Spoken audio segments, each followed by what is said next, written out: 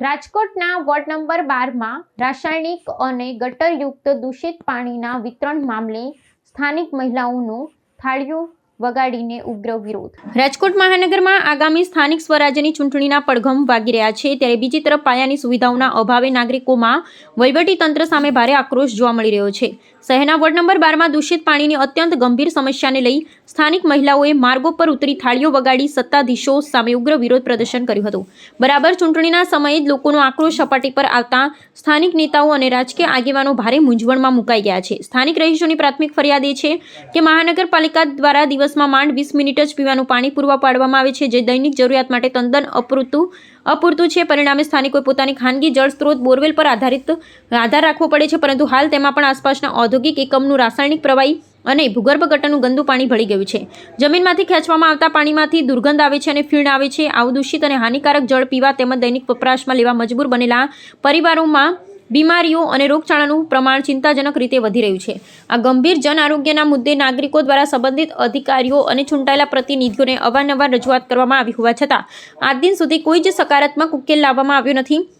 અધિકારીઓની નિષ્ક્રિયતા અને ઘોર બેદરકારીને કારણે લોકોની ધીરજ ખૂટી ગઈ છે. એક તરફ નેતાઓ પ્રચાર માટે જનતા વચ્ચે તરફ જવાની તૈયારી કરી રહ્યા છે, ત્યારે મતદારોએ પ્રાથમિક સુવિધાઓના મુદ્દે તેમને ભીસમાં લેવાનું શરૂ કર્યું છે. જો સત્વરે શુદ્ધ પાણીની વ્યવસ્થા કરવામાં નહીં આવે તો આગામી ચૂંટણીમાં શાસકોને આ જનરોષનું ભારે નુકસાન ભોગવવું પડે તેવી પ્રબળ શક્યતાઓ છે. આજે વોર્ડ નંબર 12માં આ માધવનો ગેટ, એમાં 14-15 સોસાયટી આવી છે. ઈગલ, આર્યમાન, માધવ, 1-2, શિવધારા. લોકોની વારંવારની આ 2025 થી અરજીઓ છે આપણી પાસે કે ડ્રેનેજનું પાણી નળના પાણીમાં આવે. તો આજે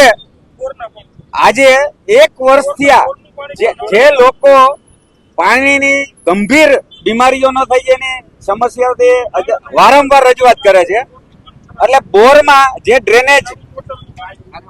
ડ્રેનેજ પાણીનું જે ઉતર્યું છે એના લીધે બોર એકદમ ગંદા ગટરથી ખદબદતા હોય. હવે આજે લોકોએ થાળી વેલણ સાથે એક સોસાયટીમાંથી બીજી સોસાયટીમાં જઈને હરેક સોસાયટીઓને ભેગા કરી અને એક મોટો વિરોધ કર્યો છે કે વોર્ડ નંબર 12ના કહેવાતા મસમોટા વિકાસની વાતો કરતા હજી જો ડ્રેનેજનો એની રિપેર કરાવી શકતા હોય તો આજે એ કાયરે 14 સોસાયટીઓનો લોકોનો વિરોધ હતો તો તરત જ હજી અડધો કલાક નથી થયો ત્યાં વોર્ડ એન્જિનિયર શ્રીએ આ બધી સોસાયટીના પ્રમુખોને નોટિસ મોકલાવી છે કે તમારા ઘરની ડ્રેનેજો તૂટી જવાથી આ પાણી ગંદુ આવે છે. ભાઈ 2025 થી આ લોકો તમને વારંવાર રજૂઆત કરે છે અને તમને અડધો કલાકમાં એવું તો કયો પ્રેશર આવે છે લોકો માટે દબન કરવાનો કે એને તમે નોટિસ મોકલો છો. મસ્ત મોટા તમે વેરા ઉઘરાવો છો તો લોકો તમને પોતાનો હલ માગે છે.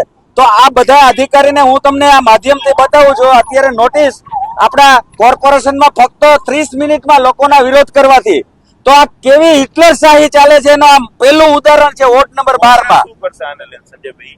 કોંગ્રેસ આના માટે ઉગ્ર આંદોલન કરશે ને અધિકારીને અત્યારે મેં ફોન કર્યો છે કે ભાઈ આ લડાઈ આજની નથી, 1 વર્ષથી સતત વારંવાર આપને રજૂઆત કરવામાં આવે છે તો તમે આ કેના પ્રેશરથી આવી તમે અડધો કલાકમાં નોટિસ વોર્ડના આલા ભાઈ સોસાયટીઓના પ્રમુખોને મોકલો છો તો આ કોંગ્રેસ જરી કઈ સાખી નહીં લે અને લોકોની વહારે છે અને કાયમ રહેશે. અત્યાર સુધી તમે કઈ રીતના સપોર્ટ કર્યો પાણી ખરાબ આવતું હતું? ઈગા આપણા માધવના ગેટ થી ઠેક આપણો ઓકડો તપન સ્કૂલ સુધી એકદમ ખરાબ પાણીની વારંવાર. જ્યારે મેયરનો દરબાર હતો ત્યારે બહેનોએ આજ ફરિયાદ મારા સાનિધ્યમાં કરી હતી. ત્યારે ચાલુ આપણા પૂર્વ મેયર શ્રી બેનને તુકારો દઈને બોલ્યા હતા કે તું હેઠી બેસી જા.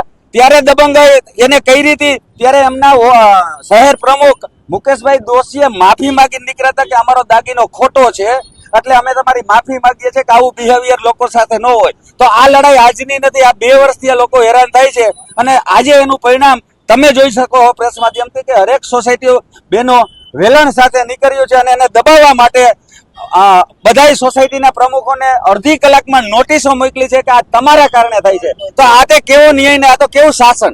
પહેલા તમે જોયું, હું જયારે આવ્યો ને ત્યારે અમુક મીડિયાના મિત્રો પણ ત્યાં હાજર હતા. આ વિષય સ્વાભાવિક છે કે રજૂઆત થશે. વાત છે આર્યમાન સોસાયટીની ખરાબ પાણી આવવાની. મને પણ ફરિયાદ આવેલી, હું વિઝ્યુઅલ બી તમને બતાવી શકું એમ છું, બધા ફોટોઝ બી બતાવું ને અધિકારીને પણ અત્યારે સાથે છે. પરમ દિવસે જ એટલે કે કાલે નહીં એમના આગલા દિવસે સોસાયટીની તમામ કુંડીઓ સોસાયટીના સ્થાનિકોને સાથે રાખીને જ સાફ કરાવી. એક પણ સોસાયટીમાં જે કોર્પોરેશનની કુંડીઓ છે એમાં ક્યાંય પણ કોઈ કચરો નહોતો, પણ જે એમની પોતાની પ્રાઇવેટ કુંડીઓ છે એમાં પોતે અમુક લોકો છે એ પ્લાસ્ટર ન કરતા હોય, એની ઘરની અંદરની કુંડીઓ છે એ સડેલી હોય ને એનું પાણી છે એ પાણીના બોરમાં ક્યાંક મિક્સ થતું હોય ને એની પણ અમે અગાઉ નોટિસ પણ આપેલી હતી કે આ તમારો પોતાના મકાનનો વ્યક્તિગત પ્રશ્ન છે, તમારી કુંડીનું પ્લાસ્ટર છે નીકળી ગયું છે, જે કુંડી તમારા મકાનની અંદર આવેલી છે ને એમને કીધેલું. બીજું એની જે ફરિયાદ હતી એને લઈને 2 દિવસ સુધી એટલે કે ગઈકાલ અને એના આગલા દિવસે જેટિંગ અને જે રિક્ષાના મારફત છે એ તમામ કુંડીઓ સાફ કરેલ, પણ એમાં કોઈ પ્રશ્ન નથી આવેલો.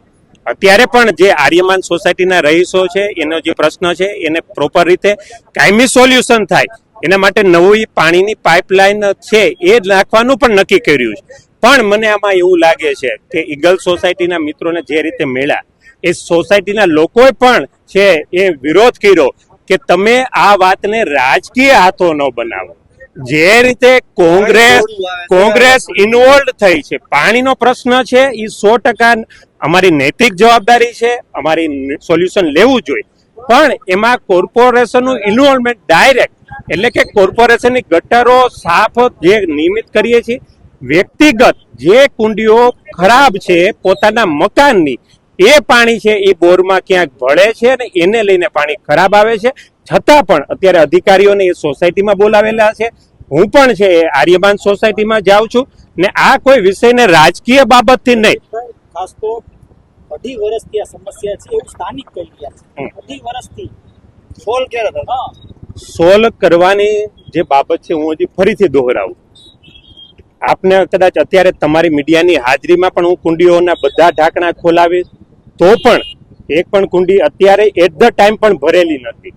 પ્રશ્ન છે એ જે તે અમુક મકાનોના વ્યક્તિગત, કારણ કે જૂના ઘરો છે, લાઈનોમાં છે એ ઉંદરના ત્રાસને કારણે એની પોતાની લાઈનો ક્યાંક ને ક્યાંક તૂટેલી છે અને એ લાઈનો રિપેરિંગ એ લોકો ન કરતા હોય, જેને કારણે અમે કોર્પોરેશને એમને નોટિસો પણ આપેલી કે તમારી આ જવાબદારી છે, તમારી વ્યક્તિગત કુંડીઓ છે તો આ રિપેર કરાવી આપો ને એનું સોલ્યુશન પણ અમે સાથે મળીને લઈ લેશું.